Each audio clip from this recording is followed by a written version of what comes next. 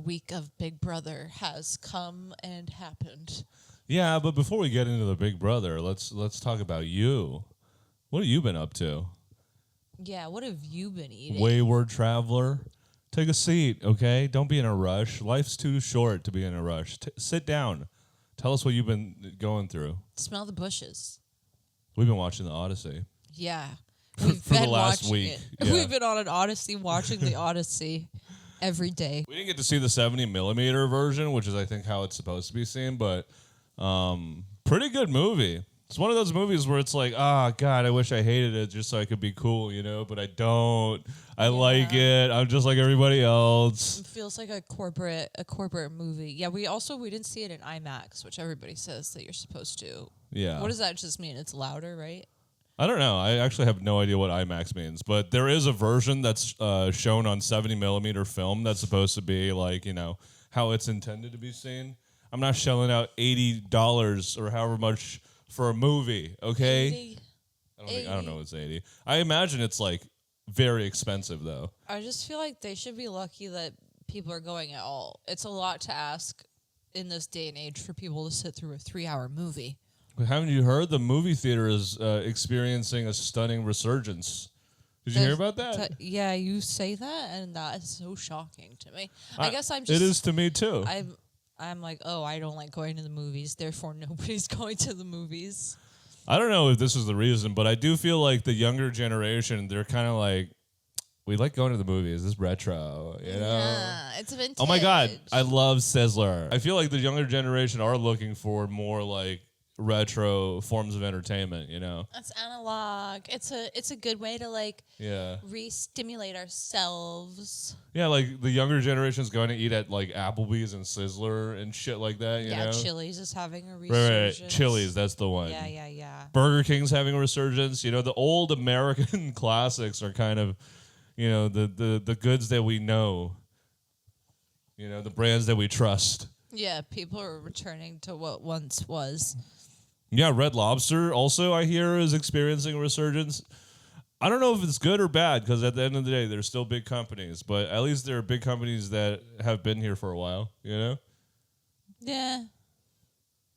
Anyway. Yeah, everybody's got a big company they love and return to. That feels like, like popcorn chicken back at KFC makes me remember my childhood. That's her McRib, man. Yeah. That's her Szechuan chicken sauce. Oh, fuck. Szechuan McNugget sauce. That's her white whale. Chicken shoved into popcorn form. Oh, it is pretty good. Sorry, it's not even real chicken. It's good. I know it's bad for me, but it's so good. It's the rare KFC item that's actually good once you reheat it, which is like, God bless. I just love popcorn chicken. It is very good. Anyway, we had another week of Big Brother, and I say this without any irony. It might have been one of my least favorite weeks of Big Brother ever. Yeah. I feel like it's not really going to be interesting until power shifts. It's obviously still... should we intro before we start talking about it? Yeah, so, leading up to this week... we had essentially seen Rome's side of the house completely destabilized because they lopped the fucking head off the snake, I felt like he was the most well-rounded player on that side because Jason may be capable of winning competitions, but I felt like Rome was at least good at talking to people, trying to form relationships, and also managing his emotions. And we've seen him win at least one thing, so we know that he's kind of capable, whereas everybody else, I feel like, who is smart and maybe has a good assessment of what's going on, i.e. Lyric and Mallory and Melody, but they're not as capable of winning that we know of yet. Yeah. And, by the way, last week I didn't even fucking know this, but I'm 2 horses down already. My stable's 40% empty. Because week 1, Ashley goes home because I think everyone just sent her home because she said they were like, we don't believe that she's never eaten a burger. She's not to be trusted. She clearly has eaten a burger. Your horse got turned into a burger. Yeah, literally. So she got turned into a horse burger. And then week 2, I didn't even know this at the time, but Rome's one of my horses. And he got turned into like a very competitive jockey, but secretly nerdy and collects Pokemon cards glue. Yeah. It's like glue that's like I don't know. It's strong glue. I don't know that much about glue. Comment down below if you're a glue fanatic and you know appropriate glue to use for Rome's comparison. You could say that your stable has been destabilized. Yeah, I mean, honestly, it's only still going to get even more unstable because I have Angela still, and I feel like she's just boiling. She's fucking bursting at the seams waiting to go do something crazy. So, who else do you have? Well, I can't really. Let me take a look at my list. It's okay. Let me take a look at my list. So I have Melody, Mallory, and Angela left. Oh God, yeah, you're fucked. Yeah, not very cursed nightmare blunt rotation type of stable. You know, all my horses got like cleft hooves and shit. Maybe Mallory will survive, but I just feel like between Mallory and Melody, they've touched the block so many times. I mean, it's only been 2-3 weeks, and I just feel like they've touched the block so much at this point that it's only a matter of time before they go home, you know? Yeah, dude. I know I'm not winning this time around, but I am hoping that the remainder of my ponies will just do everything they can to injure and impede her ponies from winning. So if they can at least like sink the games of a couple of your ponies, I'll be happy, and they'll have served their purpose before they go to the glue factory. Yeah. I got Lyric. I feel like it's only a matter of time before she leaves. Drew, people are on to him. Kamu, be glue faster. Yeah, Rick, she wants to turn him into glue. Rick, only a matter of time also, just because he plays so recklessly. And Chuck, I don't know, maybe Chuck will. I think Chuck is my most stable pony because we're not seeing a lot of him, and I feel like honestly that's always a good sign. Is to just do less in the beginning. I want to forget your name, you know? I want to forget your name. No, he's definitely being very discreet. And speaking of Chuck, that brings us to the topic of the video, which is that we're going to be talking about some of our early season predictions. Yeah. And this is just based off all of the information we have thus far. And we have some opinions, or I have one prediction that's specifically about Chuck. So I'll let you know that later. Yeah, when we get there. We got to Yeah, talk it's about not the happening week. right now. It's happening later. So without further ado, welcome back to Sooki Sooki, the world's first big brother and traders occasionally sports podcast. And welcome back to another week of Big Brother. We're going into week 3. And, we talked about it very briefly. But, Rome left the house, really destabilized the power, and kind of made it so that, not just the veterans, but the people aligned with the veterans have kind of risen to the top in terms of, like, competitive stake in the game, you know? Yeah, and they lost their president. I don't know how much of a president he really was, but he was certainly, like, a big distraction for everybody, you know? He was a shield. Mm-hmm. He was a shield. Yeah, on his way out, we already talked about this, but he was like, Lyric, I love you, which, doesn't help her game at all. So No, but he loves her, so it's okay. It's fine. It's fine. It's okay if I sink your game because I'm so in love. I'm passionate. We won in a different way, baby. You already got me. Why do you need the money? I'm so tall next to you. I feel so tall. Given that Rome has created kind of a power vacuum in the house, a lot is hanging in the balance of this next HOH, okay? And we're all rooting for maybe I was rooting for someone unsuspecting, maybe like a Lala or Taylor to win. Mm-hmm. Just kind of make it random, because there's been so many lines drawn already this early in the season. First of all, I will say this season feels extremely accelerated, probably because of the presence of the veterans. People kind of slipped into game mode immediately. Yeah, my thought, literally exactly. I was just thinking it feels so accelerated. I think we talked about that when we were watching it this week. It just feels like Yeah, you definitely maybe mentioned it while we were watching it. maybe because, we had reality TV icons in power the first 2 weeks. And they, while not knowing how to play Big Brother, are coming from a different game. So they're kind of playing with like different game traumas and different game tactics, and they're just kind of starting off immediately because it's different. They don't have Game tribes. traumas is a funny way to put it. Well, I just feel like we can see Angela's game traumas BBST. so clearly. Yeah, BBST. Wait, is it is SD? BBSD. Big Brother. Big Brother. Stress traumatic disorder. Big Brother stress disorder. Why did that take me so long to think of?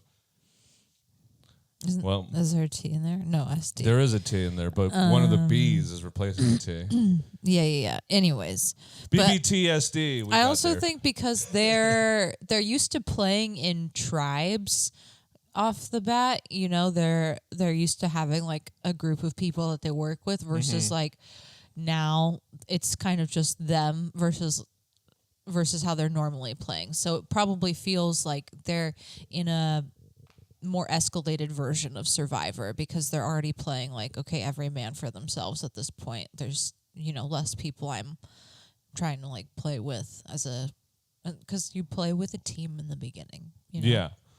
I think, I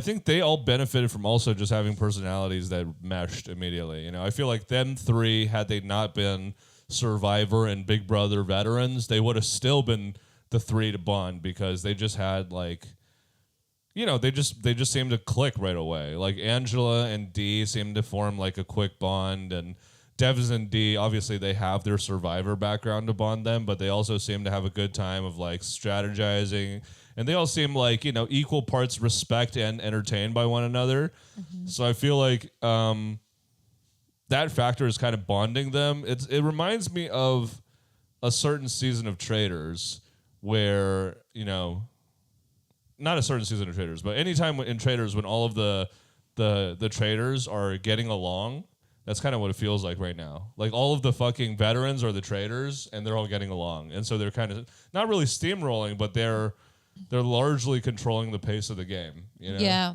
they are. And they decided the game is going to be on sicko mode, basically. So yeah, it's started off pretty quickly. Yeah. Lines are already being drawn and divided because Devon's decided to like out Rome's entire side and be like, this is where everything is. Yeah, and so we have a couple of different factions in the house right now. We have kind of like the remnants of Rome's pals, basically, like Jason, oh my God, I'm blanking on her name. Mallory, Lala, Taylor, Lyric, and Yash, sort of. Yash is kind of feel like he's uninvolved in the game at all, low key. Yeah. But so there's that faction, and they're kind of all scattered, but they're all kind of working together, but they don't really have any real loyalties towards each other except some of the girls. Mm-hmm. And then we have the red corner, which is Haley and Chuck and Kamu, and then Dee and Rick. Mm-hmm. And I feel like the people who are closest to each other in that alliance are Haley and Kamu. Like they're going to choose each other before they choose anybody else, is the feeling I'm getting. Yes. And I think they're all aware of that. I don't know if Chuck's aware of that. I hope he is. And I feel like I would hope that eventually Chuck would branch out on his own. I don't know. I can't tell where his loyalties lie because I feel like he is pretty close with Chuck, but he also has a final two. He's pretty close with Kamu, you mean? I'm saying Kamu is close with Chuck. And he also has a final two with Drew, so... Who has a final two with Drew? Kamu, yeah, they have one. I mean, Drew has one with everybody, so at this point, like, it really doesn't matter. Yeah, that's going to... I'm calling it right now. It's going to come bite him in the ass. Yes. That's a little freebie prediction for you, okay? That's not even a part of the main course predictions. It's a little appetizer for free, because we spilled your date's drink or something. Nah, you're welcome. Free appetizer. Free appy.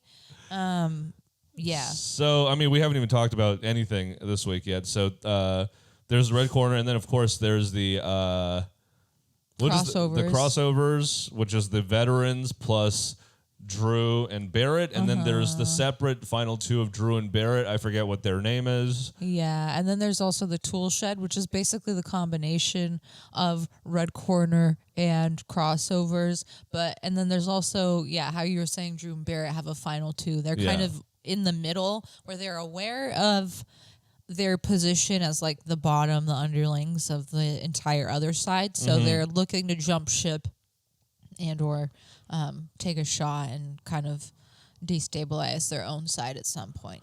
I feel like they are playing like they're safer than they are, because I feel like everything could flip on a dime on them really easily as soon as people get wind of Drew's, slutty ways. Yeah. Slut dragon. He's been fucking slutting, dude. Yeah. That guy has been in everyone's pockets. He's Yeah. been whispering sweet nothings in everyone's ears. He's obviously kind of like a charming, young man. And so everyone likes him. But, like, Angela's on your ass, and eventually she's, if she's not going to take you down, she's at least going to, fuck up your game to a certain extent by clawing and screaming on her way down. So, I don't think Drew is in as good of a position as he thinks he is, and I feel like Barrett feels safe by his proximity to Drew and D. But I feel like Drew could go at any moment, and there's really nothing protecting him, Yeah, and his association with Drew will bite him in the butt. Like, they both, I don't know how many alliances officially Barrett has and officially Drew has. I know Drew for sure has more, but it does feel like how, like, in their face their social game will bite them in the butt. Everybody's going to be like, hey, man, they're so likable. We got to get rid of them. They're always talking to all of us, and nobody's paying attention to them. Yeah. And I do think this season especially, there will eventually be a line drawn in the sand of, like, the manly men and the non-traditionally manly men. That's a great way to start talking about this week, because that's kind of what is happening. Yeah. Yeah, so the HOH comp. You want to talk about that? Yeah, what was it again? I can't remember the HOH comp. WrestleGasm. Oh, yeah. It's basically a memory competition. Yes, WrestleGasm. Welcome back, Mr. Spectacular, except it's in the 80s. It's not him. It's Mr. Pretty Boy, which may be his Isn't it dad or just Pretty Boy? grandpa. I don't know. I think it's just Pretty Boy. Mr. Dr. Pretty Boy. I feel like there's just something else in there. Maybe Pretty you're right. something. Maybe it's just Pretty Boy. I'll just say Pretty Boy for Yeah. now. Pretty Boy, and Pretty Boy has had a lot of work done. Definitely has some fake teeth. And it's a wrestling event, and everybody has to pay attention and remember things, and they get Big asked Brother specific is just questions. the front for Dr. Will Kirby's clinic, by the way. Yes. It's a pipeline, okay? Laser Howie away. and Jesse, okay? We're going to see Janelle looking great next season. Yeah, and all of them have fake teeth now too. Yeah. I don't know what's going on with. Nobody can have a real teeth. So it's a memory comp, and immediately Kamu's like, "Oh, it's gonna be embarrassing if I lose this. I obviously have to win because it is a physical. It's involving physical men being physical men." I really don't think knowing how to fight should benefit you in a memory comp. If anything, getting knocked in the head one too many times. Anyway, that's not the point.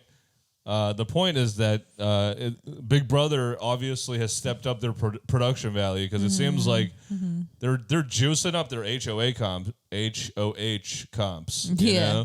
They really seem to be putting a lot of effort and a lot of like production budget towards obviously the centerpiece competition of the show. And we fast forward. I mean, who wins the comp? So Kamu wins, and it is another week of the same side being in power. Yeah, and it's a very. I just knew exactly what he was going to do, and it's impossible to talk about him as a player without talking about like his fucking, the shit that people are saying about him online, about his like potential homophobic whatever. Well, yeah, he is like a stereotype of his environment, unfortunately. Hawaii. No, like the MMA community. yeah, he's like miss me with the we don't have to repeat anything that he has said, but he has a clear bias and he has some very traditional old school values. Yeah, and like you I'm can all for say. like isolating a target and like making them feel like a pebble and like generally just destroying their sense of self. But like it just felt so targeted, Yeah, it feels a little icky. Yeah.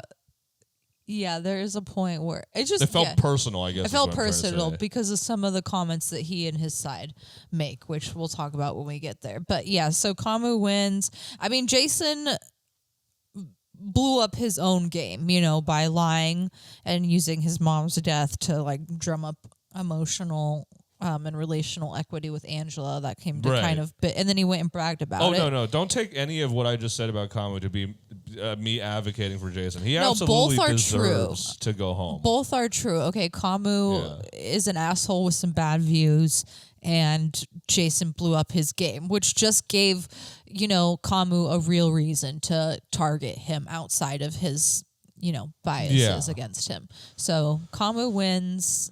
Especially because right after Kamu wins, sorry to cut you off, no, but go ahead. right after Kamu wins, Jason has a conversation with him where he's basically like, yeah, if I, if I'm not nominated and I win the veto, then, however you want to use it, I'm cool with it. Yeah, he's basically just doing anything he can to like be like, I'll work with you. If I win this, I'll work with you. Like I can help you in any way. He's just trying to like save his game at this point. It's really funny too because there's a point where Kamu is talking to him and he's like, you will not be up at the nomination ceremony. He's being very specific with his words, and you can just tell that he thinks he's being so fucking clever because he's like, you will not see your face there. You will not be nominated this coming day. I read that as like he's a guy who really feels the need to be seen as honest, so he's really being careful with his words so he's not technically lying, and he's lying through omission, and that way he can kind of take the moral high ground on Jason and be like, oh, like, I don't care that I bullied you because of your sexual orientation. You lied and I didn't. yeah I just felt like you could tell like he thought he was being clever by being so specific with his words, so he basically has conversations. Can I say one last thing about Kamu during this period when he's talking with Jason? Mm-hmm. So there's a couple times, I can't remember if it was during this moment or later on, but he gets in the confessional or he gets in the diary room and he's like, yeah, I'm open to like potentially working with him if he gets the veto. I feel like even in those moments I don't really believe him. I feel like he's saying that for the camera to almost like cover his tracks. But I feel like he was always going to go for Jason. And then later on, he was like, I only decided to, I'm skipping ahead. Yeah. So he has conversations with everybody, obviously, because he's the HOH. It's clear who he's going to keep safe, and then he's having conversations with everybody. It's pretty clear who he's going to target. Yeah. He has a conversation with Lyric, and Lyric is trying to like downplay her relationship with Rome, and Kamu is like, so what are your feelings like? And she's like, we kissed a couple times. He hasn't been my family, so I can't really say that I am invested in him. And you're a man of God. I'm a woman of God, and that's something I'm interested. She's flirting with all of these men, and it's so clear that she is doing it for game purposes, but because of all of their egos, they're like, oh my God, she's into me for real.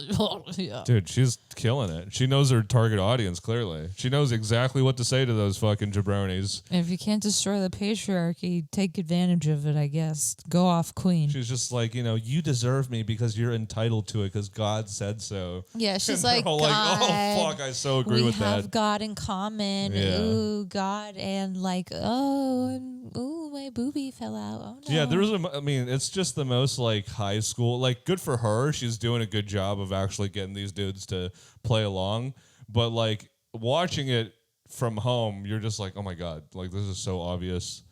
This is so obvious. How are these guys at all entertaining this. They're just like, yeah, because they're just like She was so literally like, I into chose themselves. Rome, but if I didn't choose Rome, you would be a close second, you know? Yeah, And the guy was like, nice, hell yeah. No, yeah, literally, that is something that happened in their conversation. And then she goes immediately in the confessional, and she's like, "Rome, I miss you, baby. I love you. I'm so sorry. I don't mean this." So Yeah. and then everybody online is like, "Oh God, Rome deserves better." It's like, dude, it's so clear what He she's doesn't deserve doing. nothing. They've known each other for 2 weeks. Yeah, she owes him nothing. Also, she's it's clear what she's doing. So so Kamu, he has a conversation with everybody. Yeah, and at this point in the week, you know, everyone is very aware of what's going on, which is that Jason is the target, you know, and everyone's starting to, even the people around him who were once friends with him, you know, they've caught wind of his past dealings of like maybe throwing their name out, you know, being like, I want to go against them, like for in the instance of Melody, you know, she and him were clearly friends, but he said like, I'm totally cool with like, you know, I think he said something along the lines of like, I can convince the girls to go my way, you know, or something like that. Or like, you know, I'm totally cool with flipping on the girls if need be. Basically, he was doing some fucking messy, treacherous ass shit for no reason, you know? Yeah, then Melody passed along that information. Yeah, and Mallory, it's good that you bring that up because Mallory also specifically threw him out there when in their conversation they were talking, and he was like, "Oh, who would you put up?" And she was thinking like, "Oh, he wants to put up Jason, so I'm going to say Jason." Yeah. So he's thinking that we're aligned. So she threw out Jason. She also threw out some of the vet/icons, which was not good because that's who Kamu's working with. So she was like, Jason and also everyone you're working with. Yeah, I don't really know how much that's going to affect things because I think like Kamu's already got a checklist of who he's going to knock out week after week. He probably determined that as soon as he walked in the house. You know, he probably determined that as soon as he made his first judgments on everybody. Yeah, you and you and you. Yeah. Like there's not very much you can. I feel like there's very little you can say to change his mind. You know, like even though Drew has basically been dissing him to his face, I feel like he's always just going to be cool with him because he fits the demographic of people that he likes. Yeah. Even though Drew does consistently call him out for various things. Yeah, but like I heard the clips, he calls him out in a joking way. I feel like Kamu probably just takes it as like ribbing. Yeah. He's like that delusional. He's like taking it as ribbing, you know? Yeah, he's like, oh, it's so funny when you joke about how sexist I am. He's like, oh, you're so funny, little boy. Yeah, I love you, little bro. You have such a great sense of humor. Yeah. Is this what roasting feels like? Is this what it feels like to be at a roast? Yeah. A lot of my favorite people have been roasted. Yeah, we could tell. No, yeah, Drew is literally like, oh, it's so funny. Like, I view women as equals. It's so funny that you don't, but that's okay, and it's cool. That's literally how he's, like, going about it. And then Colin was like, I never thought about it like that. It is funny. Yeah, he's like, punches him in the arm really hard. Anyway, I wanted to mention at this point that the house is full of a lot of game bots this season, and I feel like that has accelerated the game. But there's also a bunch of people who seem like they're playing basically on what they find to be like an honorable recourse in the game, you know? I feel like Taylor falls under that category of player. I feel like Lala falls under that category of player where they're just not willing to bend morally, I guess. And so that leads us into the veto. And who plays in the veto? It's Lala. Oh, wait. We just say the noms. We have to say the noms. Kamu ends up nominating Lyric, Lala, and Mallory. Yeah. So we forgot to mention, but in that conversation when Lyric is like laying on the floor and thick, she was basically trying to avoid getting on the block. But Kamu assures her that she's on the block as a pawn. And, she has no reason to doubt him, but she also has no reason to believe him at this point. Well, he initially tells her, oh, you're not on the block. And then after too many conversations, he was like, nobody volunteered themselves to be I didn't even know that. a third pawn. Well, no. So unfortunately, Lyric's got to be you. And then she was like, oh no, but you got my hopes up. My flirting didn't work. What? Yeah, she was not the femme fatale that she thought she was. But so we get to the veto competition, and Lala, Lyric, Mallory, Kamu, Jason Haley are the players. Yeah, and it's and Lala chooses Jason. He was uninvolved, and Lala chooses him, and that's what I mean. Is that like obviously, if you were thinking about the game rationally, choosing Jason here is probably pretty bad for your game, but she probably has a loyalty to him because, you know, they'd probably just have a good relationship. They're on the same side of the house. They, you know, they're on the same side of the house, and I feel like they both have felt isolated in different ways already. But Jason also goes around this to season all really the... is a microcosm for America's current... Never mind. It is every season, and that's something like Jason has also said, which we'll get to. But Jason goes around to all of the people who are on the block, and then he's like, oh, if you pick me, I'll use it on you. Yeah. And then he goes to Kamu, and he's like, oh, if I get it, I'll use it however you want to get it, or however you want it. It seems like the house guests this season just don't know that other people can talk to other people. Yeah, everybody, you all live in a really small space with the amount of people that you have. Everyone's going to talk. I feel like they sign off every conversation with, like, don't tell anybody. Yeah. And then when they leave the room, the other person looks at the other camera and goes, I'm going to tell everybody. Yeah, why would you believe them? Anyway, so we get to the veto competition. And what is the veto competition? It's pickleball. Fuck. Rome's gone. Fuck. It's the like spin, get dizzy competition. So every player is equipped with a paddle that's the shape of a pickle, and they're trying to hit balls into these like it's kind columns. of like skee ball esque. Exactly. Comboed with pickleball. Yeah. And they have to spin on these pickleballs. It's like when Brittany lost her dignity on a slippery wiener. They have to lose their dignity on slippery pickles. Yep. They get spun round and round and round until they're dizzy, and then they have to hit balls into a skee ball, whatever they're called. Yeah. And it winds up being Lyric, Mallory, and who at the end? It was Lyric, Kamu. And Kamu, yeah. Yeah. It is funny because Mallory in the beginning chooses Lala, and Lala's like, did you pick me because you thought it'd be easy to beat me? And Mallory's like, yeah. Yes. And it was. And because obviously Mallory ends up in the end. Mallory knocks out Kamu, which is Maybe that's why she's so unlikable to the house, is that she's honest.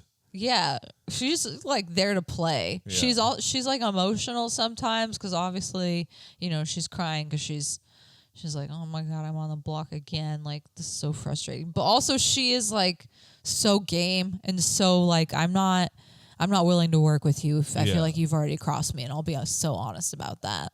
I feel like when your day job is you're a corporate game show host and you have to be preppy. Oh no, that's Melody. No, I'm talking about Melody. Oh, I was talking about Mallory because Mallory's the one on the block. Oh, I see. Melody's not. Melody. No, these girls have their names are too similar. Okay? Big Brother fucked us. Melody's not in the veto. We've been talking about Mallory. Now we have to start the episode over. Great. Welcome Thanks, Big back, Brother. Sooki Sooki. So yeah, do you want to just skip to who's the winner? Yeah, so it comes down to Mallory and Lyric. Ultimately, Lyric wins, and she's like, oh my God, I won the pickleball. This is for you, Rome. Oh my God, it's so like us. Wow, pickleball and you, and I won it. Wow. So she wins, which is like fine because Kamu needed to nominate Jason anyway. Yeah. And then Jason's like, ruh-roh, Raggy, what's going to happen? And Kamu kind of like... tea party. Forgot about that. Yeah. So Kamu kind of starts orchestrating this plan in his head where he is like, okay, I can't just be homophobic. I also have to be like incredibly cringe. Yeah. And it's so fucked up because this is like a tea party that Mallory plans. She's like, la la la, I'm gonna throw a tea party for everybody in the house. She like snacks Yeah. so that they could participate. She has this party, and then Kamu is just like in his room like rehearsing a speech, and he's like, oh my gosh, so perfect. I'm gonna freaking like, hell yeah, I'm gonna tell everybody why I am justified in my hatred. Yeah, literally. That's what those Tell people us are about always it. trying to do, and they're just, I'm righteous. Yeah.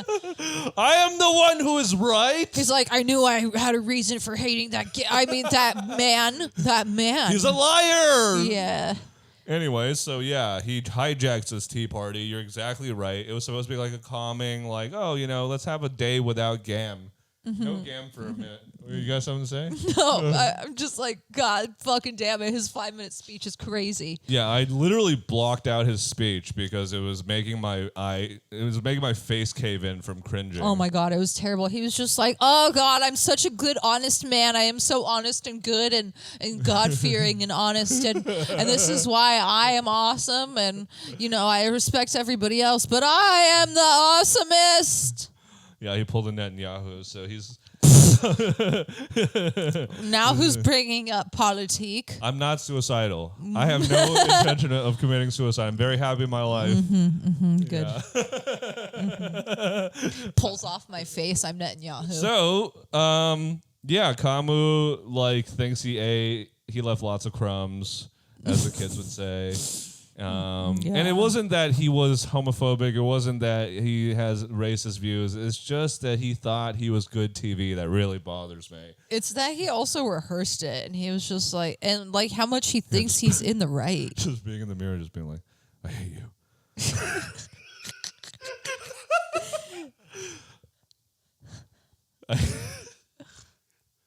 Okay, It's not because of any personal reasons, though. It's just because of game reasons. But he's just don't like, make me laugh. Don't make me laugh. I fucking hate you, though. he's just always staring at Jason from far, different corners, and going, I hate you. Cause you're a liar. It's cause you're a liar. You're dishonest. Yeah, you're dishonest. Not because of any other reasons, just because you're dishonest. Yeah. I hate liars. By the way, I'm sweating as hot as a hoe. Okay, it's okay. I don't have to wipe the sweat away. We're all human. Dude, Kabu was the monster that I thought Rome was going to be, because Rome immediately was like, is it crazy to say I feel like the president? And I'm like, dude, get that guy back in here. Kamu is literally acting like he is the president. I know. You got the wrong one out. Like the president. Yeah. He's acting like the president. Yes, like the current one. Yes, yes. Anyway, so Lyric wins the veto. She doesn't bite the medal.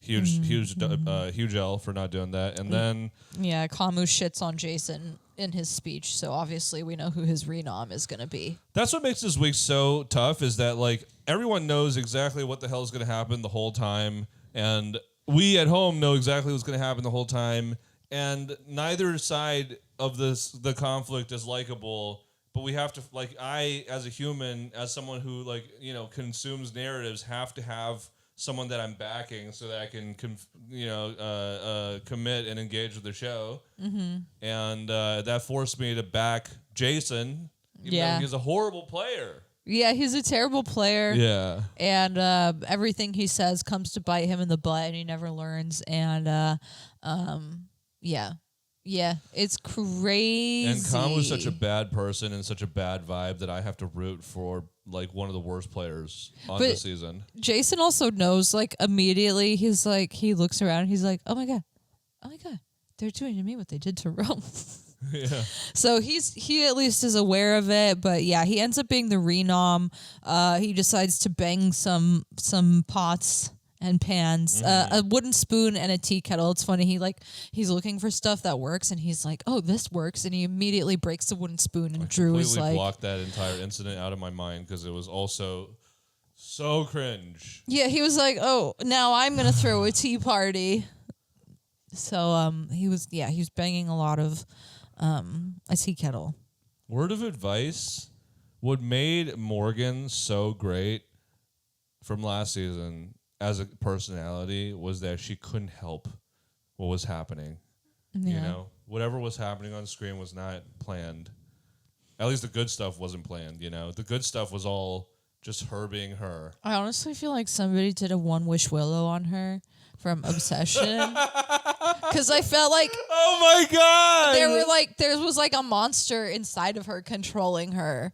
There were two Morgans, man. There was a Morgan inside her. Just ew, his mustache. Ew, ew, you're touching him. Ew, ew. Vinny's like laying there asleep, and then Morgan's like, kill me. Vinny, evict me. Vinny's eating a fucking sandwich that Morgan made for him, and it's cooked with one of his beanies. Evict me. Evict me. What, is it that hard to be in a final two with me? What's the verdict on Beanie? What does that mean? Like it's not mutual. That is such a good comparison. Oh my god. Yeah. Morgan is Nikki. Yeah, Vinny's fucking... I hope- Vinny is Bear. Ugh. I think we have to go kill Vinny so that she can return back to her life. Yeah, I know. Well... Anyway, so enough about talking about killing the past contestants. Yeah. So... We don't mean that. We mean kill in a game sense. Like, eliminate from the game. Yeah, into a volcano the way that we did Rachel Riley. Exactly. Yeah, so Jason goes up as the Renom. Like it's not mutual. That's my last vocal sim of the day, I promise. There is a lot of there's a lot of back and forth. Obviously, production does this to make us think Jason might stay, and everybody's like, oh my god, it would be best to keep Jason because he's capable of winning comps and he's a shield. Every reason that they should have kept Rome for, they name as a reason to keep Jason. Which, I mean, to be fair, they also named some of those reasons for Rome. They were just like, nah, he's too... They used them as reasons to get rid of Rome, but then for Jason, they were like, oh, these are reasons we should keep him, and they were thinking like it might be best to get rid of Lala, but they just didn't have the votes ultimately. Yeah. Yeah. And I think there is a difference between Rome and Jason. I feel like Jason's game ultimately was unsalvageable in many ways, you know, whereas Rome always is going to have lyric, always is going to have some amount of loyalty because he didn't lie, you know, he didn't backstab anybody. Yeah. Even though he played kind of a loose, sloppy game in his own right, he at the very least like kind of played a clean game for the most part. So I think like if he stayed longer, he could have salvaged his game, maybe won a couple comps. Maybe he wins an HOH, Lyric wins an HOH. All of a sudden, now they're the dominant alliance. You know, we see how quickly it can flip. Yeah. And so, I mean, like we've already spent way too much time on this week. Who wins the blockbuster? What is the blockbuster? So the blockbuster is like a movie DVD store Jenga, and ultimately it's whoever is returning the most amount of movies without their tower falling, in the least amount of, or in like a timed period, and Mallory ends up winning. And Jason goes home. Jason goes home.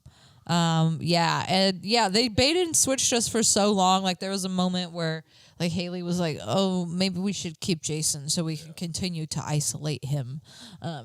What is wrong with that woman, first of all? I feel like it's just like that side of the house has like an entity, a dark cloud. Yeah, dark orange cloud. Anyway. An orange cloud. Yeah, so Haley's just, you know, like she's salivating. She's like, oh, pain. Yes, pain of minorities. Anyway. And so Jason goes home. I can't say exactly that I'm sad for him. I am sad at the treatment that he received, and it probably felt very, very personal. It's good for him to be out of the house, I think. Yeah. I don't think his game was really salvageable in any way. Did you have Jason? I feel like you did. I had Drew and Devins, and... You do not have Jason. So you have still not lost a pony. No, but I feel like, honestly, everybody really hangs in the balance, except for... like Chuck, maybe Rick. Everybody else is like, Kamu, I feel like, has a lot of blood on his hands. Drew could be exposed at any moment, and Lyric is like one competition loss, I feel like, away from going home, maybe. Well, hold on now. You're doing a lot of predicting.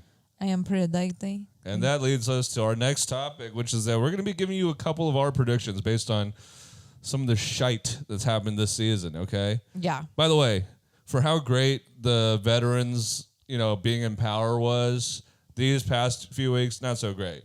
It's been boring. Far, season 28, you're on thin ice, okay?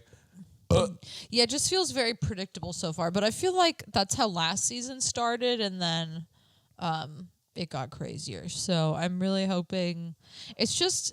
This season really is just a repeat of 26, because think about it. The red corner is basically the Pentagon. It feels like a mixture of 26 and 27 so far. But I feel like once the other side gets power, or once the current side that's in power just turns on themselves, then it'll get interesting. Right now, it's not a game until the other team gets one on the board. You know? Who would be the most interesting person to win HOH? Honestly, at this Mallory. point? Mallory, you think? Yeah, because I think she can't be convinced to like she'll have her mind made up. You did say she had like an Arya Stark list. Yeah. She's like, Camus. She's being compared to Arya Stark online, is what I'm seeing. What? Camus, Devins, D, Angela, Devins. D. She's like carving into her arm with a chopstick. Carving into the fucking have-not bed. Yeah. I mean, I hope so. Low-key, I'm hoping for like a Mallory or like a Lala or like a Taylor win, you know? Just be fun to see a random have to make the decisions on noms. Honestly, also Drew or Barrett, just because they're so well aligned with everybody in the house that they would have to pick a side officially. I think it'd be pretty predictable. They'd probably just pick the Taylor side to eliminate. It'd just be more snowballing, I think. I don't know. I feel like they are talking a lot about like getting rid of the Survivor people and turning on that side and just preparing for, like, they're aware that they're on the bottom of the totem pole of that alliance and they are ready to turn when they have the opportunity, but neither of them wants to be the ones to do it. I just feel like for all the talk that they do, largely they've just kind of done the most like, flowchart move possible. They've done a lot of talking. They've not They've just done the officially safest, like done most any popular, moves. most obvious option so far. So I don't know. I prefer it for like somebody who isn't maybe like playing 100% with like a game bot mind, like Lala, to go in there and just be like, I want to fuck somebody up, you know? Yeah, they technically haven't made any moves because they haven't won any power. So Yeah.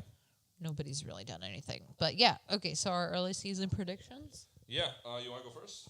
Yeah, so my first early season prediction is I predict all of the rookies because of all of the like blood on both sides between like the red corner and crossovers and the other side. I feel like all the rookies are going to cannibalize each other and the vets are going to go really far, maybe to the finals, because I just feel like they're so I just think all the rookies are too focused on each other and the blood between all of them. Like, we haven't seen any of them touch the block yet, even. Yeah. So that is kind of crazy. That. People have talked about putting them up, and with the amount of people that go up each week, 3, you would think like statistically one of them would be up, but they haven't been.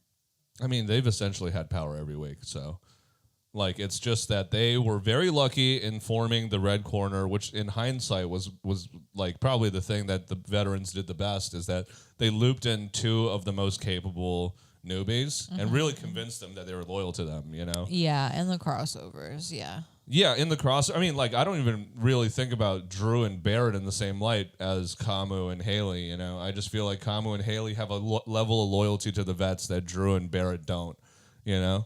Yeah, I feel like for now they have Drew and Barrett under their thumb, though, and that's why they haven't made any moves, but because I feel like they're just, like, not confident enough. Yeah, but, I mean, there's a difference between, like, Camus feeling secure in the alliance and Barrett and Drew just waiting for their moment, you know? Yeah, true. I feel like Camus, there isn't even the desire to hunt after Devins or D yet. You know, maybe like Angela because she's a woman, but definitely not either of the other 2. Yeah. Although D does have an accent, so maybe sooner rather than later. I think he likes D because she's a short woman. Right. Yeah, right. and he likes Haley, but she is at his eye level, so he's not. I know, that's tough for him. That's a tough thing for him to get over.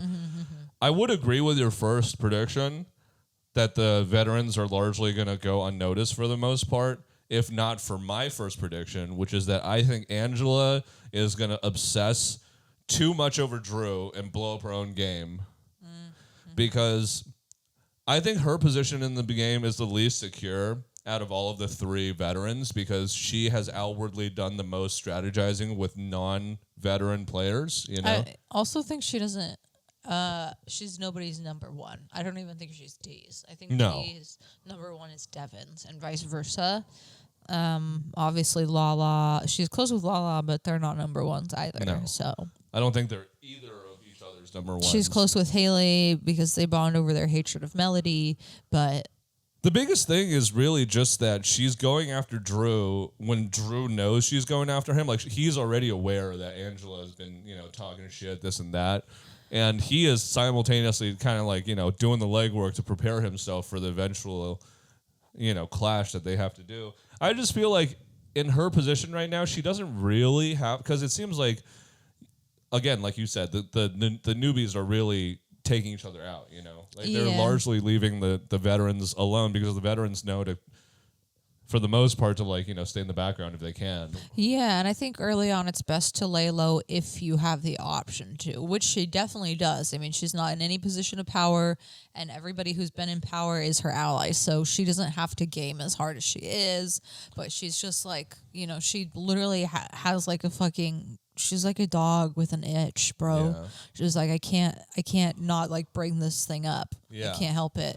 And I her have timing, to bring it through. I mean, the specific moment that I had in mind, sorry to cut you off. No, this is the exact moment I wanted to talk about, so perfect. Well, yeah, so I'll bring it up and you can just say what you want to say about it. But basically, Angela approaches Kamu after the renoms. Yeah. So basically, after Kamu's done being the HOH, and she's like, wait, hey, Drew, I don't know, I fucking hate him. We gotta do something about him. I know that you're a guy who understands like just hating people, so not knowing that Kamu also has a fucking final 2 with Drew. Yeah, so she approaches Kamu. My issue isn't that she's targeting Drew. My issue is, why are you approaching somebody that you have no alliance with about a guy that you do have an alliance with that is essentially has no power anymore, Yeah, off the Kamu, I mean. Off the actual like show on the live feeds, they did create a larger version of Red Corner that includes Angela and kind of brought her in it. So they kind of are working together more now, but it's just like your timing is terrible. Like there's nothing he could do about Drew going. Somebody also brought this up on the I think it was on Rob Has a Podcast. They made a good point where it's like nobody really has to bow down that much to the HOH. Like, all they can do is nominate people. Yeah. You have several opportunities to pull your... Like, they're not as scary as they seem to be. Like, they don't control... They can't limit you from game talking. They can't stop that. They can't police people from, like, trying to game anything. And they don't actually hold as much power as, like... you think they do for that long, at least, until after, like, the veto... Once the veto ceremony is done... They have no power. They're not safe the next week. They have no say over what happens after the like blockbuster happens. Like they don't have any control over that, and they can't force any sort of votes. They don't vote other than like eventually a tiebreaker, but they actually have pretty limited power if you think about it. Yeah, I mean, like I think that's the whole point of the blockbuster, right? Is to kind of make the competition's a little more egalitarian, It feels like the veto has just as much importance as the HOH in certain cases, especially towards the end of the game where the veto is kind of like the final say in many cases. Right. It's kind of even more important than the HOH. But yeah, what's your next prediction? Did you do your first prediction? Yeah, Angela blow up her game for being too obsessed with, why don't you like me? That's Angela with Drew right now. Yeah. The only thing, last thing I'll say about that is the only way that doesn't go bad is if everybody just decides to agree with her and be like, oh, yeah, you're right. He is a problem, which could happen because he is aligned with so many people. I'm telling you, this season is doomed to repeat the mistakes of 26, which is... I mean, I feel like it's going the exact same way. It's going the exact same way. And if he is the Quinn of this season, then he's going to get his tail caught eventually. He's like the Quinn Tucker. Yeah. He's not really a Tucker at all because he's not really like He's not comping out. winning, yeah. He's not really like being outwardly brash either. Yeah. Okay, my next Sorry prediction. to just shoot you down, but you were wrong. All right, damn. My next prediction is Haley will be the first on the other side to go. I think of the like red corner crossover It's a tool very shed lukewarm side. take, considering she's really unlikable. I just feel like she. I don't know. I feel like Kamu has more like diplomacy skills. Yeah. And she's literally like, fucking hate that fucking bitch over there in the corner. And has never. Dude, something's wrong with that I woman. just like not talking to, like she's talking about people that she has zero conversations with. So yeah, she's just like weird and mean for no reason. Like, I don't know, man. She should not breed. her and Kamu are like both mean and perfect for each other, but shouldn't have babies because their babies will be mean and scary. Well, they wouldn't have babies with each other because Kamu's kind of brown, you know? And Haley's tall and has broad shoulders. Yeah. Haley's too manly. They both look at each other with disgust. Yeah, in different ways. They're both like, oh, mentally I feel so close to you, but physically, there's something off about you. I don't know what it is. Yeah, so I think she'll go first. I completely agree. I mean, like I think we said during the power rankings episode that basically she and her alliance is the most vulnerable because she's done a lot of talking shit for having done essentially nothing in the game, you know? Yeah, and I feel like she's closest with Kamu, but I don't know that Kamu is closest with her. I feel like he is, but maybe he's closest with Chuck. My next prediction is that Devins will try to nip the growing power of the red corner from within. I think he's largely been in the background this week, and knowing everything we've seen from Devins has told me that he's not a dude who likes to like be idle for too long. He's not a crocodile. He gets bored. He gets bored. Yeah, he's more like a active hunter. Yeah. So I feel like as soon as he's able, he's going to try to stir up some shit, and especially because, you know, he is a part of the red corner, and he's seeing that, you know, certain members are starting to get a little powerful, a little power hungry too. I think that he's the type to try to nip that in the bud and see that as a challenge worth taking down, you know? Yeah, he also just loves to create chaos. So I feel like knowing him, he would love to frickin' blow up their alliance just for the what of it all. I feel like he's just also a guy who wants to create like good TV. Yeah. So I think he's totally down to blow it up. I think his ultimate loyalties are to the vets, and that's why I feel this way because like, you know, like the red corner is like a protective layer over his actual alliance. So yeah, that's my prediction. And do you want to do your last one? My last one is that Chuck will flip sides. Ooh, I like that. Because I feel like, I don't know, I feel That like really goes with my last one. He's not really outwardly, you know, making enemies of anybody. I feel like he's laying low and just kind of chilling. And I don't know, he has no blood on his hands, obviously. He's like the most likable also, I think, of the other side. Yeah. You know, because he's not actively like hating anybody and being like, fucking just hate how they exist.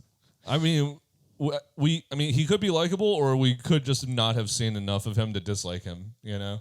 But yeah, I completely agree. And that really goes along with my last prediction, which is that I'm going for a Hail Mary, and I think Chuck is going to win the game.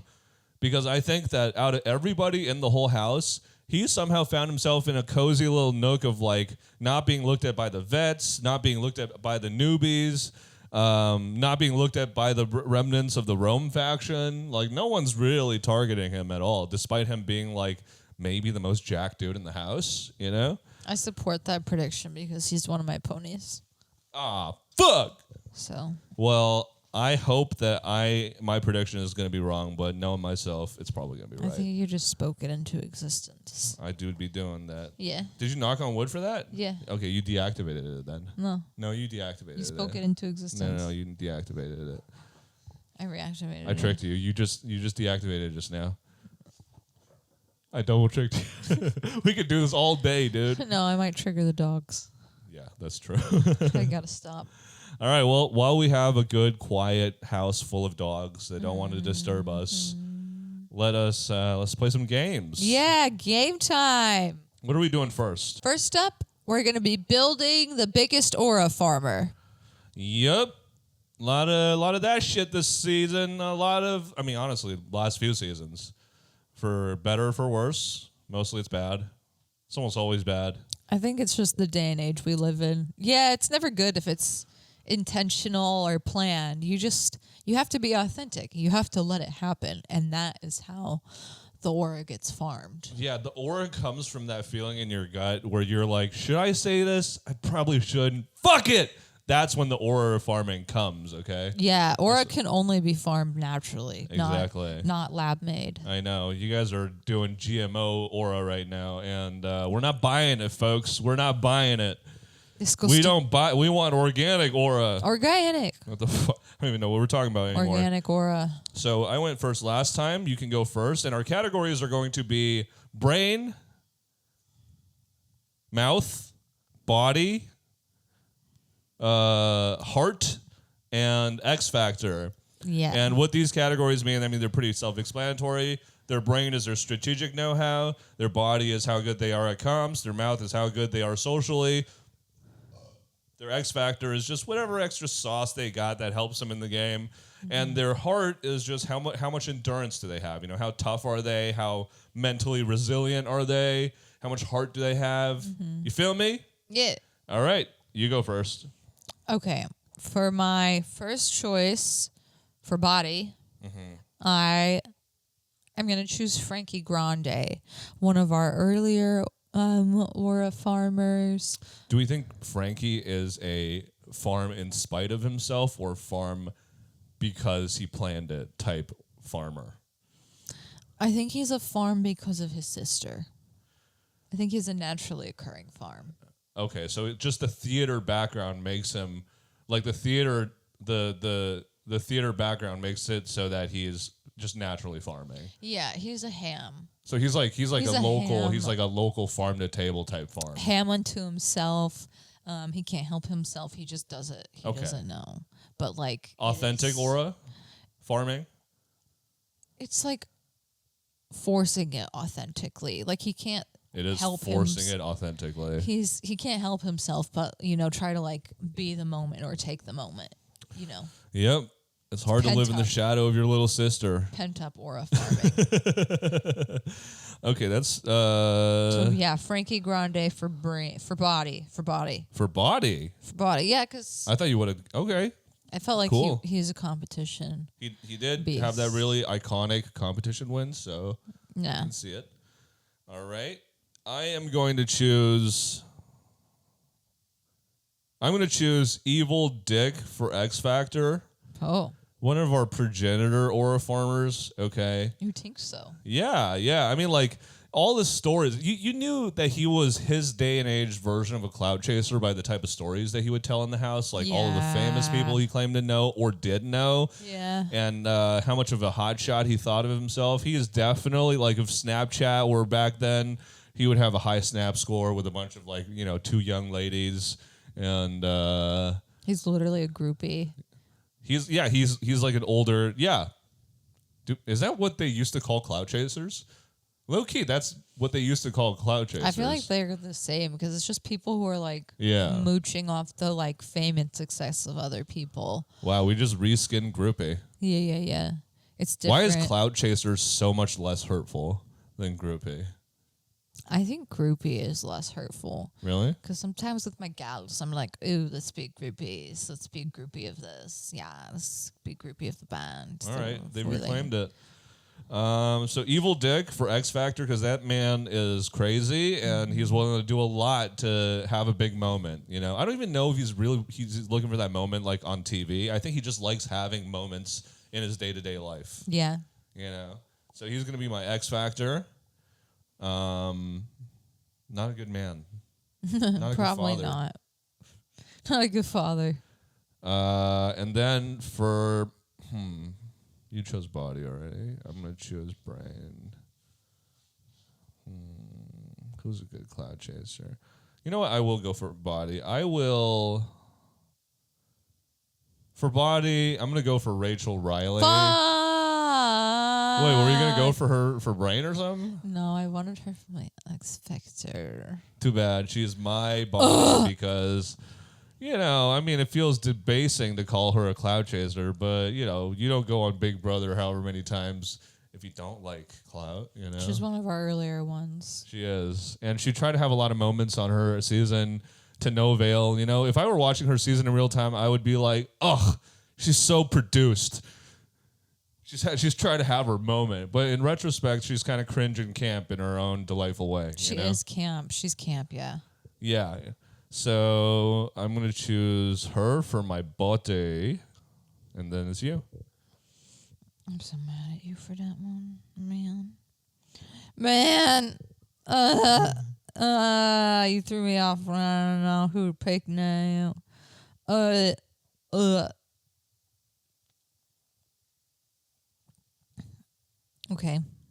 Okay.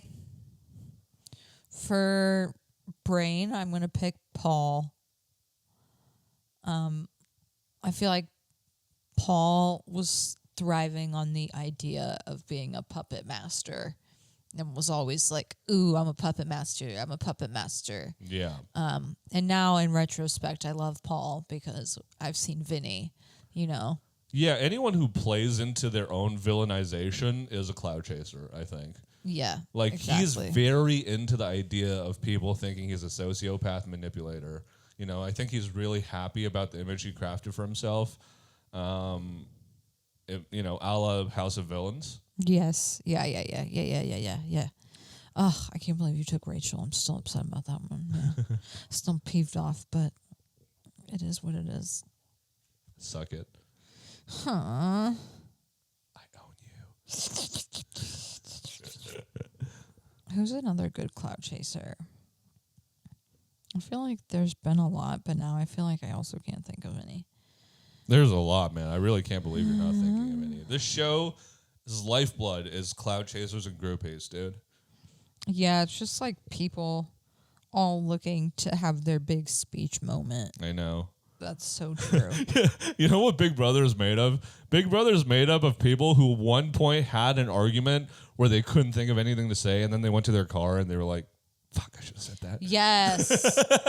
Yeah. Everybody has a chip on their shoulder from some argument they lost years ago. Yeah. And is also a secret theater kid looking to just monologue. La la la la la la la. Yeah. Okay. For heart, that helps me think of a person. Although I feel like for the most part she's pretty authentic. She has had a couple of aura farming moments, i.e., low level movie and America chose to protect me. Angela for heart, because I do feel like she has the heart to literally survive several murders that she may or may not have caused, and keep trucking along. She has the heart for a long lasting game in Big Brother, even though it might not seem like it. And I feel like she's very she survives. I feel like however many times you ask her hey, do you want to spend 100 days in a house with strangers, she would say yes. Yeah, she's like, anything to not be near Chuck. And then she gets there. She's like, Chuck, I miss you so bad, baby. It's so fucking funny, dude. She does not want to fuck Chuck. Anyway. I think that it's maybe the best thing she can do for her family is remove herself. That's how they stay healthy. To go in line with that thought, I was thinking the only time I'm okay with cloud chasing is if you're over 50 and your family largely doesn't need you. In fact, would benefit from your absence a little bit. They're benefiting from her absence actively. So, yeah. Yeah, okay. So I pick Angela for my third pick for heart.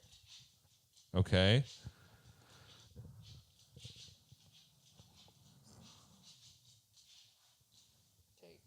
Oh.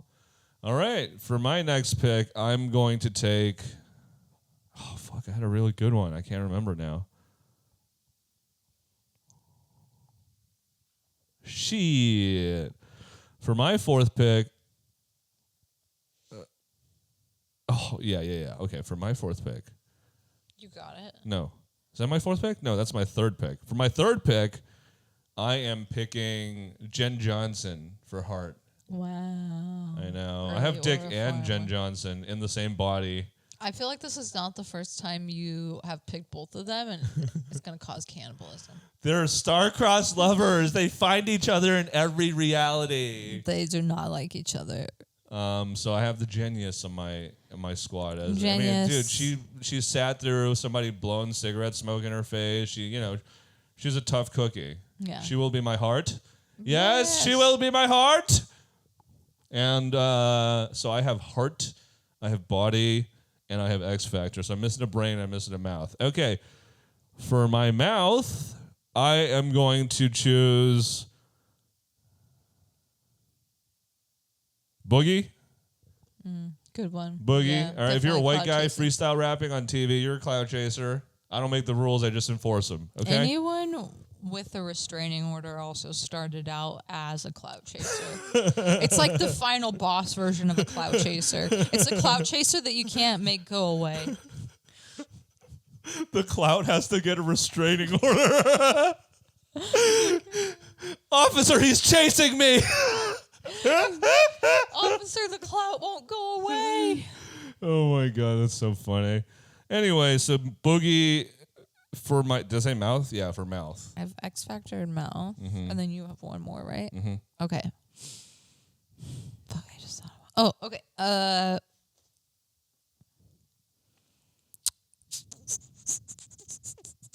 For mouth, I would do.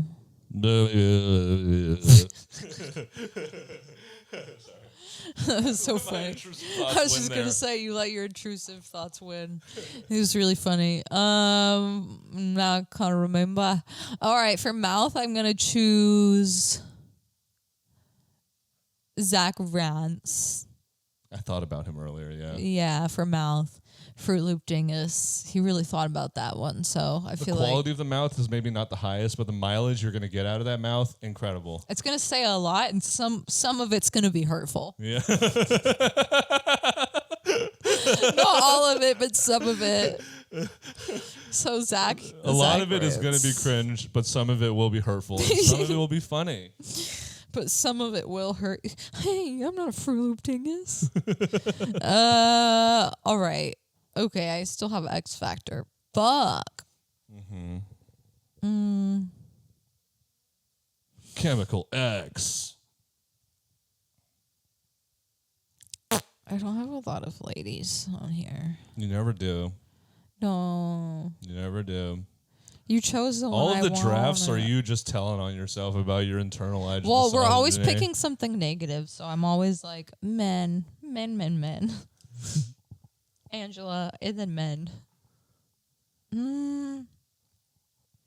Are there any ladies I feel like who are clout chasers? That are I feel like good? I picked all the good ones. Rachel. I wouldn't call Brittany one. No. I'm not helping you. You gotta think of your own shit. I wouldn't call Chelsea one. You know what? I have some examples, I think. I would choose Morgan. Oh! I do feel like she had a couple moments, like she kept biting the veto. Oh, no, she was for sure a clout chaser.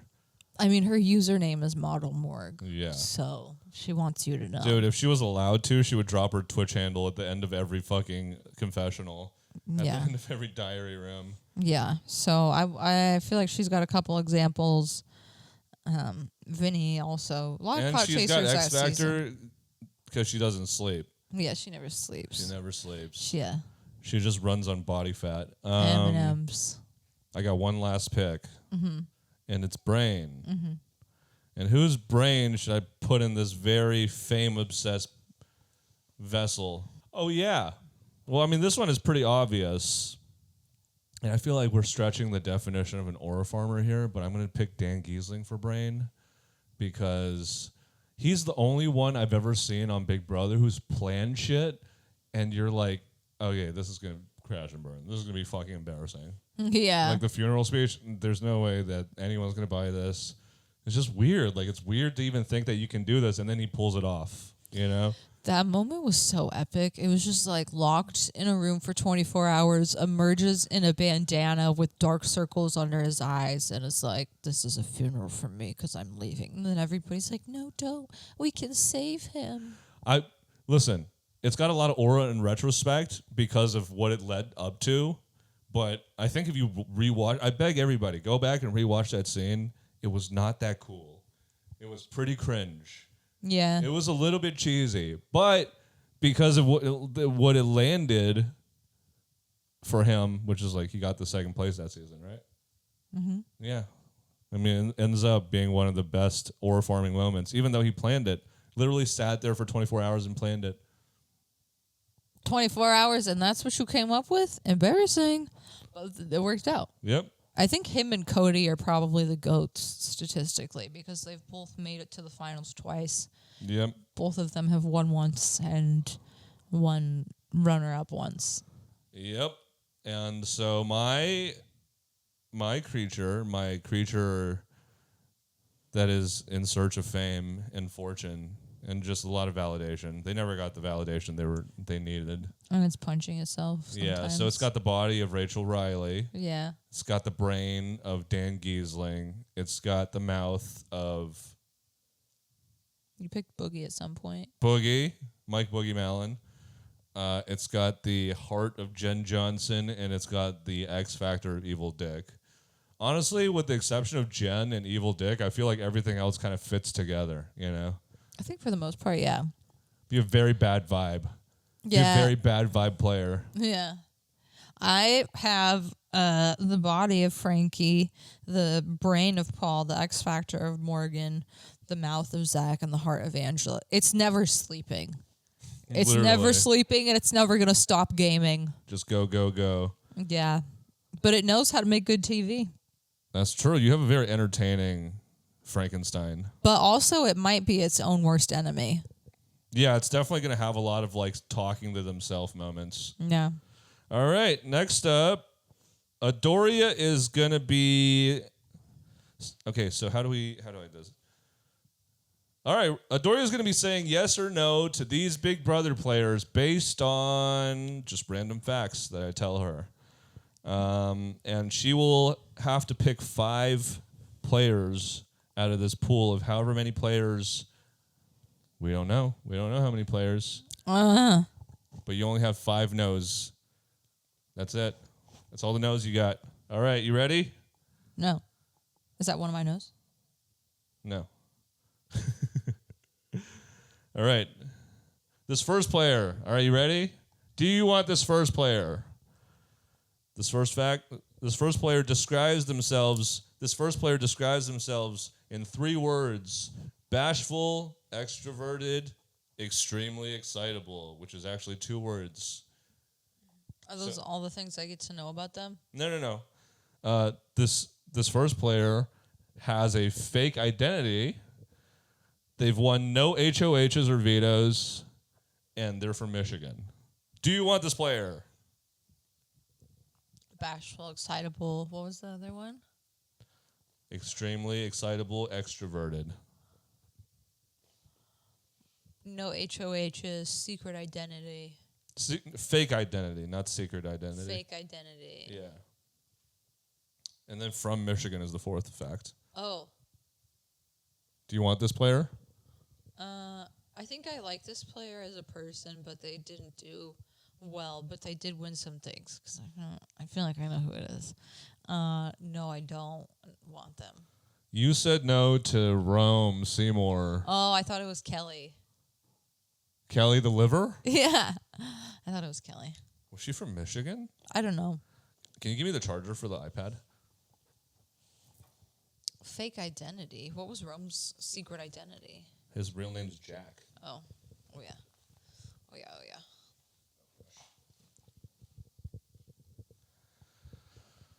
All right. This next player. Do you want this next player? This next player famously loves hygiene. They won 1 HOH, and they lasted... Oh, wait, no. They won 1 HOH. They were nommed in week 1 and was and was on a season with a memorable twist. Do you want this player? Could you say again? Famously loves hygiene, won 1 HOH, nommed in week 1, was on during a memorable twist. Do you want this player? Yes. Yes? You do want this player?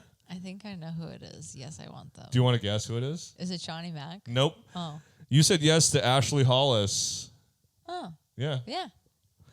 All right. Okay, well, she wins, so Wait, keep track of your no's. You got 1 no so far. 1 no. Yeah. All right. This next player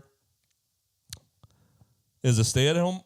This next player is a stay-at-home mom.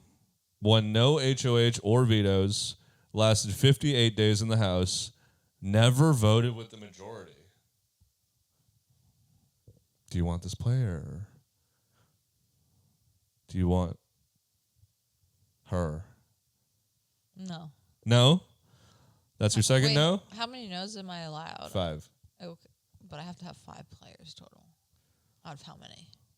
I think I actually only have 10. So if you have 5 no's, then whatever remaining players you'll just say yes to automatically. But if there's... Okay, yeah. Okay, yeah. Yeah. So you said no to this player? Mm-hmm. You said no to Rockstar. On my daughter's birthday. On the day of my daughter's birthday. All right. This next player, when asked why she'd win BB, she said, I will win Big Brother because I am the best and I'm in it to win it. All right. She won 1 veto. She clashed with multiple house guests on her time, and she was always one to create a safe space. Do you want this player? I'm scared, but I'll say yes. All right, this is your second yes. All right, you said yes to Lisa from season 26. Oh, no. She's always one to create a safe space because she put her head in the fridge. I am a magical goddess. She knows where to cry. I will win Big Brother because I am the best and I'm in it to win it. She's dysregulating, man. She's dysregulating. Yeah, so you got Lisa. You got Lisa so far and Ashley. They don't seem like they... Oh, actually, they do seem like they get along. Low-key. I feel like Ashley would just tune her out Yeah. if she got annoyed. All right, this next player is from Tempe, Arizona. Their favorite activities are snowboarding, weightlifting, working out. Yes, 2 separate items. Hang out with friends, going to the beach. Is that all I get? No, wait. And their life motto is hang loose. And they have 4 HOH wins. Yeah, I think I know who this is, and I will say yes to them. Okay. The third player you're saying yes to is Hayden Moss. Oh, okay. Yeah, he won also, so. Yeah, you got 2 winners so far. I've said And no Lisa. twice. Yeah, and Lisa. All right, this next player won 1 HOH, is a dad with a checkered past. Listed shaver as an essential he'd bring into the Big Brother house. Comfortable with his emotions. No. You said no to Devin from season 16. That's exactly who I thought it was. Okay, thank God. He's I figured crazy. I figured you'd get that one. That's your Dad with a third checkered no. past doesn't leave a lot of options. Evil Dick's one of them. Yeah. Yeah. I was thinking. There's actually quite a few, to be honest, because there's also that really like slutty, promiscuous one from Erica season. The one Erica was in a showmance with. I don't remember. Anyway, don't matter. All right, this next player has a moniker, Lady Maverick. All right? Okay. They are an older sibling. They won 4 HOHs, 3 vetoes, and they were nommed 3 times. Do you want this player? Yes. Okay, this is your 4th yes. What's it? This is Vanessa Russo. Yeah, okay, cool. Did you know it was her? No, I was trying to figure out who it was. I couldn't tell. Why did you say yes? Because of all the HOH wins? Yeah. Yeah, that was a decent guess. All right, this next One more player... yes. Hmm? I have one more yes. Yeah, you just have to pick one more player out of this bunch. Okay. But I think you have 2 more no's. Yeah. So, Yeah. all right, this next player is from Boston. They have a nickname. The people on his season were very loyal to him, and he was nommed one time. No, I don't want him. You said no to Cappy! Thank God. Thank God. All right. This next player hails from WeHo. They won 0 HOHs, 2 vetoes. They remained 62 days in the house, and they were nominated 3 times. Do you want this player? No. This is your last no. No.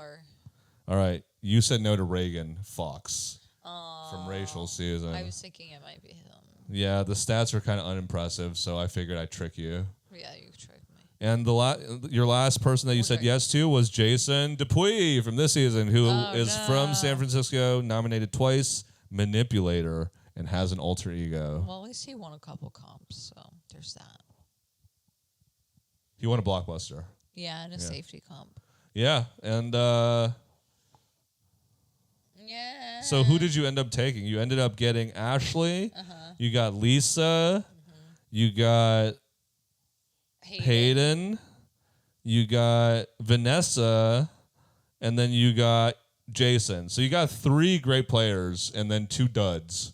I got a lot of emotional people. Yeah. So we'll see how that goes. Oh my God. Jason and Vanessa together would be like just a lot of emotions brewing and a lot of lies and paranoia. Yeah, so much paranoia.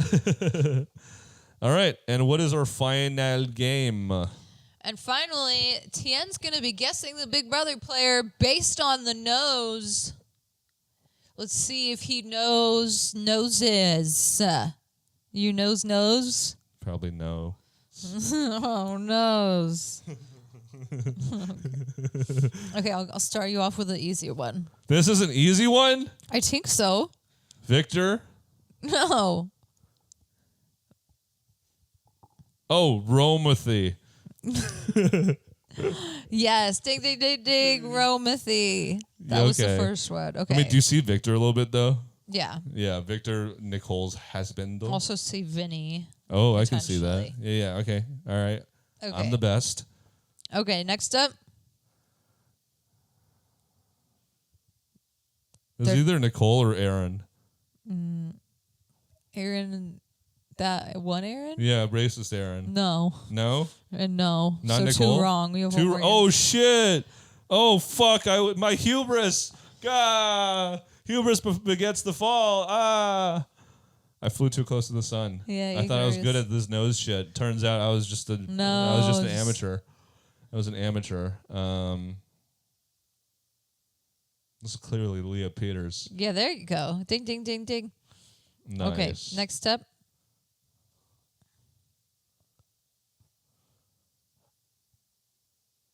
This guy seems friendly.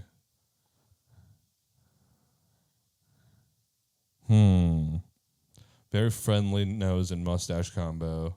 Mm-hmm. Seems younger, like in the 20s to 30s range, based on his complexion and skin.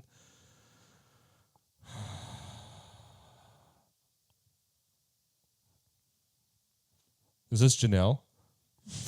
Just kidding. Yeah. Just kidding. No, that's one guess. No. Yeah. Is this Kaser? No. Damn it. No. Are you serious? Yeah, it's not. Fuck. Is this Paul? No. Well, it's 3 guesses. No. The first one doesn't count. all right. That's a joke. You guess you have one more. Is this Victor? No. Oh my gosh. Who is it?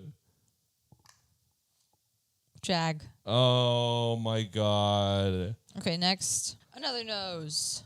The next nose. It's a woman, if that helps you. I didn't ask for any help. Well, I'm giving you a hint. I didn't need assistance. Yes, you do. I have not fallen down. It's just once. Oh, dude, this is tough. Can I have a hint? I just gave you a hint. It's a woman. No, I didn't need that hint. I already knew that hint. Give me a hint I didn't know. It's a woman from... we've seen her on other shows. Oh. That's very helpful. Seen her on other shows. Is this Casey? from season 20. What other shows have we seen Casey on? Is she on the challenge? We haven't watched the challenge. Oh, okay. So someone on Traitors. Yeah. Traitors. Maybe. I don't know. $20,000. Is this? I am using like a photo of them. Not recently. Is this Angela? No. Who is it? I got one more guess. Mm-hmm. That's so funny. You think it's Angela? I don't think it's Angela. I just don't know who to guess. I guess Casey, Angela. Is this?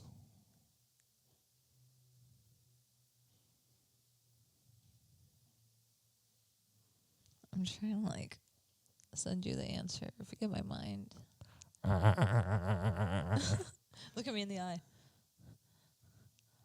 All I see is a pretty lady. That doesn't help.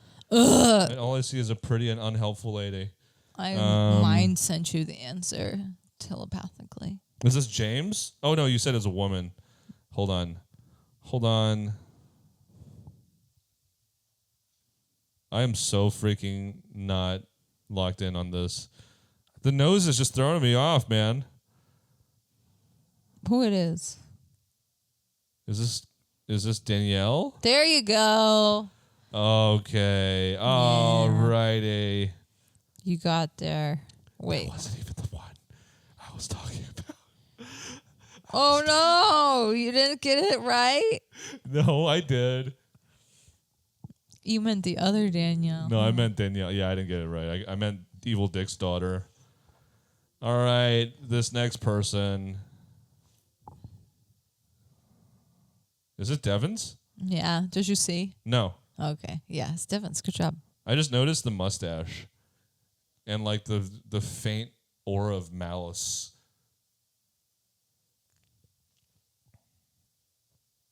Okay. Here you go. Next one. Is this James? Nor. No? Nor. Oh, she. It might be a woman. Is it not James? No. I said it's not. I see how you see that, though. It's a Chinese? I don't know. Looks like a Chinese. What?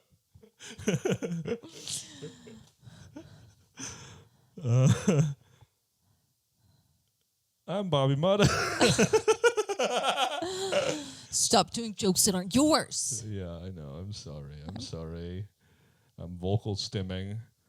Oh, man. I have no idea who this could be. Well, you have 2 more guesses or give up. Like a bitch. Is this Is this Monty? No, wrong again, motherfucker. Is this Big D? No, wrong again. It's Jason. Okay. Man, I'm not going to remember. I'm not going to think about him yet. One more. He's not. Well, why you saw him so recently in honor of our most recent evictee. Okay, one more bonus point if you could get this one. This is the last one? Yeah. What am I looking at? You give up? No. Oh, it's janky. No, but you are on the right It's not? track. No. Oh, it's Zingbot. Yeah, there you go. Zing! What? That's as much as I can summon right now. Hey, house guests, you're all ugly and broke. Send us off as Zingbot. Because that is our final game. Don't forget to like, comment, and subscribe, motherfuckers. Zing! Somebody died when you did that. All right. Bye-bye. Bye.